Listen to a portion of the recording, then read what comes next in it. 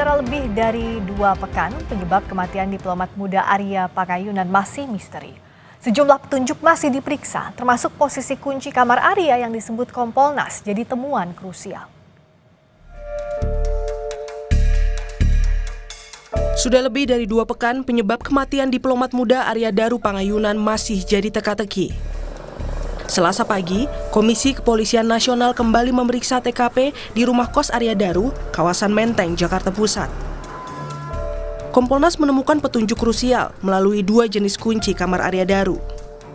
Salah satu kunci yang berbentuk slot dan hanya bisa dikunci dari dalam ditemukan dalam posisi terkunci sebelum pintu kos Arya Daru pertama kali dibuka. Ia pun menambahkan Kompolnas fokus menelusuri struktur peristiwa terdekat, yakni bukti dan keterangan saksi dari TKP dan keluarga. Terutama yang slot ya, yang hanya bisa dibuka dan ditutup dari dalam, itu posisinya terkunci. Salah satu penghuni kos-kosan ya yang masih belum tidur sampai jam 1-an begitu. Apakah ada suara yang mencurigakan? Tidak ada. Suaranya hening dan sebagainya. Apakah kondisinya kayak biasanya? Kurang lebih kayak biasanya. Kami fokus pada titik peristiwa yang paling dekat. Titik peristiwa paling dekat adalah keluarga dan TKP ini.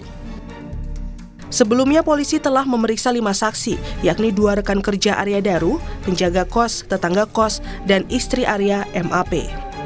Kasubdit Penmas Polda Metro Jaya AKBP Reonald Simanjuntak menyatakan polisi masih menunggu hasil lab 4 untuk mengungkap penyebab kematian Arya. Penyidik sedang menunggu hasil dari lab 4. Ya, hasil pemeriksaan dari lab 4 kurang lebih kemarin 7 hari berarti 6 hari lagi. Ya, masih 6 hari lagi. Ya, karena memang pemeriksaan lapor itu memang membutuhkan waktu minimal 2 minggu. 10 Juli lalu, Kapolda Metro Jaya menargetkan penyelidikan kasus kematian diplomat muda Arya Daru akan selesai dalam sepekan. Bukti-bukti yang ada perlu dipelajari oleh forensik, ya, baik CCTV, kemudian hasil otopsi, dan juga termasuk digital itu dari laptop dan lain-lain ya. Mungkin seminggu lagi selesai. Nanti ada kesimpulan. Insya Allah mudah-mudahan seminggu lagi selesai. Arya Daru Pakayunan, diplomat berusia 39 tahun ini ditemukan tewas dengan kepala terlilit lakban di dalam kamar kos pada 8 Juli lalu.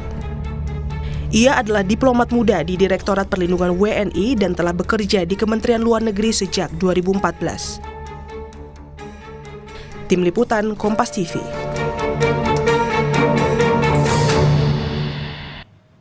Untuk mengetahui temuan apa saja yang diserahkan Kompolnas ke Polda Metro Jaya, saat ini kita sudah bergabung bersama jurnalis Kompas TV Eril Wiranata dan juru kamera Alfa Farid dari Polda Metro Jaya.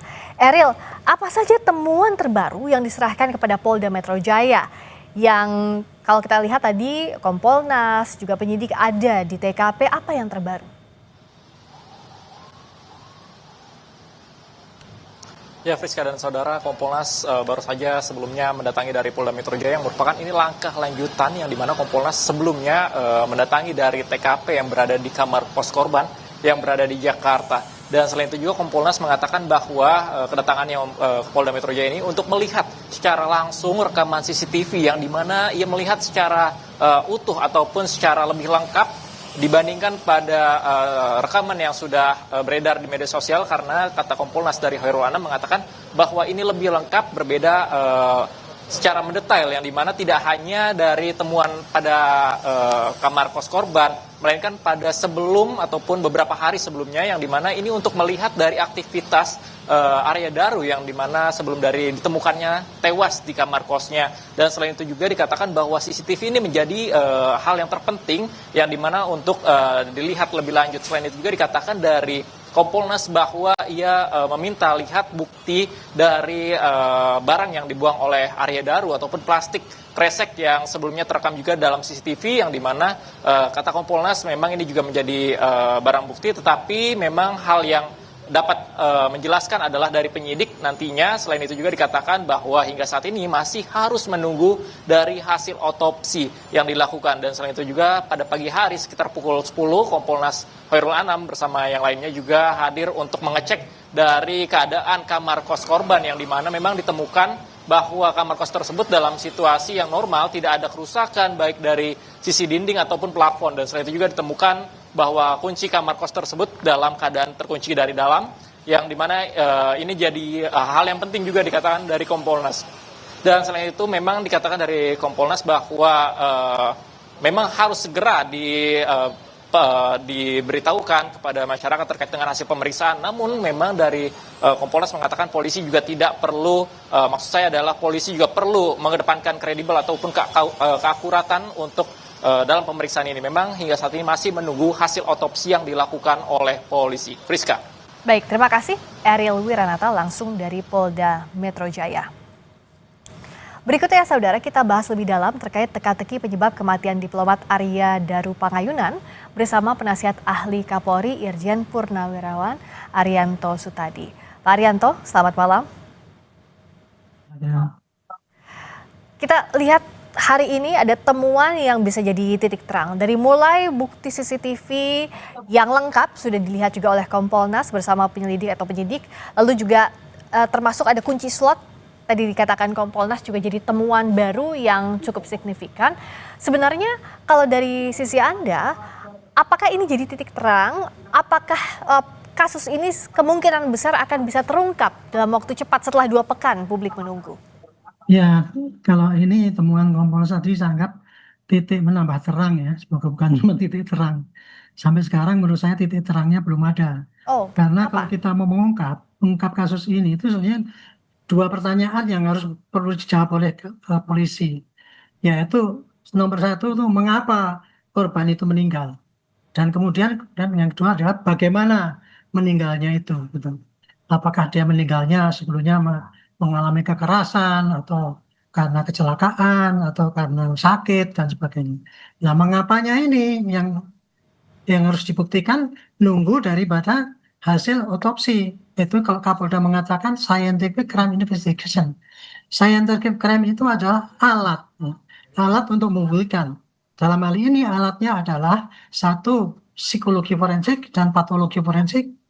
Dan kalau yang tindakan-tindakan itu adalah otopsi ataupun visum atau kalau perlu nanti ekshumasi. Nah, sementara ini sampai sekarang kemarin kan ditunggu katanya 1 minggu gitu ya. Tapi ternyata 2 minggu karena apa? Ternyata forensik itu meriksanya paling cepat 2 minggu karena apa? Kalau meriksa toksikologi itu tidak hanya ketemu kemudian dilihat di mikroskop selesai urusannya. Enggak, kadang-kadang butuh reaktor apa gitu, ini zat apa, kemudian direaksikan dengan ini, oh ini berarti ini, gitu. Jadi membutuhkan reaksi ya, sehingga makan waktu. Itulah kira-kira yang membuat prediksi yang tadinya diperkirakan cuma seminggu selesai, kemudian ternyata sampai 2 minggu juga belum selesai. Gitu. Saya yakin dulu waktu Kapolda itu ya menerima mengangkat kasus itu dari Polsek diangkat ke Polda, dulu mesti asumsinya bahwa ini kasus ini sederhana. Sehingga dengan bukti-bukti yang ada itu sudah bisa disimpulkan. Tapi ketika kemudian diteliti lebih lanjut, kemudian kan jadi aneh ini karena apa? Si korban ini terlilit dengan itu Lester sampai full. Korban ya. Sehingga bingung ini meninggalnya karena apa? Sampai sekarang pun kan belum tahu itu. Apakah meninggalnya dia itu ketutup hidungnya sehingga nggak ada udungnya di otak atau di perut atau di paru-parunya? Sampai sekarang kan belum bisa.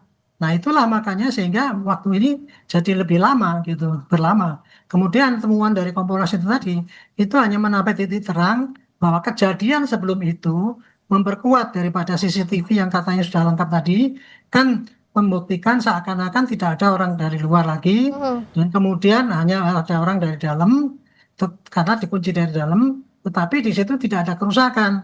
Berarti di situ kan tidak ada kekerasan, kesimpulannya kurang lebih kayak gitu. Jadi lebih mengerucut. Jadi mungkin kemungkinan adalah korban ini tidak ada orang lain yang ada di situ, kurang lebih gitu mengerucutnya. Tapi ini hanya baru kira-kira kan, karena Ya. CCTV di dalam itu tidak ada, dan saksi pun tidak ada yang mengatakan. Dan juga jejak-jejak digital, jejak-jejak saintifik yang mestinya diperiksa di sini adalah inavis, itu sidik-sidik jari, pasti itu sudah rusak karena kan udah berapa hari di situ. Di situ udah bolak-balik orang datang, seperti tadi Kompolnas masuk, itu juga itu kalau apa mestinya itu harusnya itu disterilkan itu tempat-tempat. Tidak boleh terlalu banyak orang keluar masuk Ya, mondar tidak mandir semua di orang, sana begitu ya. nggak ada perlunya, nggak boleh masuk. Di situ kan harusnya kan diperiksa betul teliti ya. Sidik jari itu bukan hanya diteliti yang di lakban aja. Kemarin ketemunya kan di lakban, wah hanya sidik jari dia sendiri.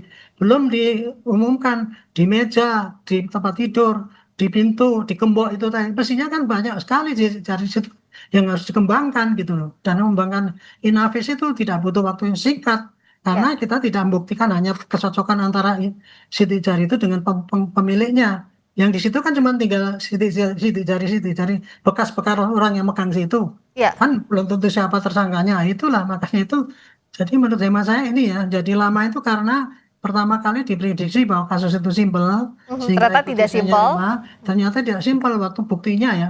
Kalau dilihat dari bukti-buktinya, ini kasus ini simpel karena apa? Buktinya udah lengkap ada di situ semua. Tapi begitu untuk menyimpulkan mengapa orang ini meninggal, nah itu yang jadi rumit karena butuh bantuan scientific crime investigation gitu, Ya, yang membutuhkan waktu lama gitu. Pak Arianto, dalam kasus seperti ini misalnya ada barang bukti yang ada di TKP rusak. Apakah yang jadi golden evidence atau bukti emasnya yang ditunggu-tunggu untuk melengkapi puzzle yang masih keruh ini adalah otopsi, hasil otopsi nanti yang artinya kondisi patologi itu jadi satu-satunya yang bisa dipegang sebagai bukti kuat?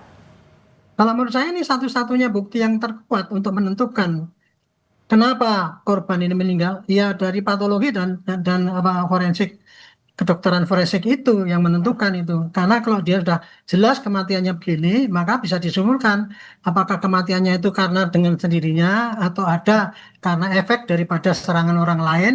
Di situ yang disimpulkan pasti dia gitu. Tapi kalau meninggalnya itu hanya karena forensik ya analisis di dalam perut, kan nggak mungkin dibunuh orang lain kecuali dia diracun, dipaksa minum racun kan gitu. Kurang lebih begitu. Jadi kuncinya ini adalah ya itu hasil otopsi itu tadi. Tapi di sini bukan otopsi yang cuman yang dalam taraf standar lah itu kira-kira misalnya cuman menemukan ada O2 di paru-paru atau apa tidak itu. Tapi kayaknya kalau pakai toksikologi forensik ini yang kira-kira harus membuktikan apa itu reaksi-reaksi itu tadi yang membutuhkan waktu lama gitu. Kira-kira itu perkiraan saya sehingga ini kasus ini jadi lama itu. Dan artinya kalaupun biasanya dari waktu dilakukannya sampel terhadap jenazah atau dilakukannya otopsi terhadap jenazah biasanya 6 hari kemudian bisa dilihat hasil forensiknya, untuk kasus ini bisa lebih dari itu, bisa jadi lebih dari pekan ini juga, Pak Arianto. Saya kira tidak terlalu ya. Jadi gini, kalau dulu ya kita kirain kan forensik itu kan otopsi itu ya, karena meriksa oksigen di dalam paru-paru itu seketika itu kan bisa tahu disimpulkan. Tapi kalau toksikologi forensik itu kita butuh reaksi tadi. Dari dokter yang reaksi itu mengatakan bahwa paling cepat 2 minggu. Itu artinya 2 minggu itu adalah menunggu hasil reaksi itu. Saya kira gitu ya. Gitu. Jadi lamanya karena perkiraannya memang paling cepat 2 minggu. Seperti kayak DNA itu loh.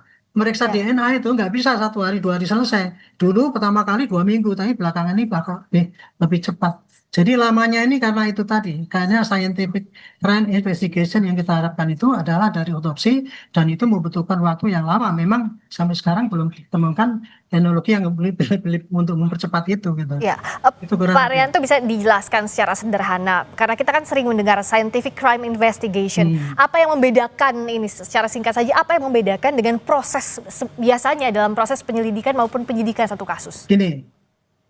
Crime scientific investigation itu alat pembuktian secara teknologi ilmiah.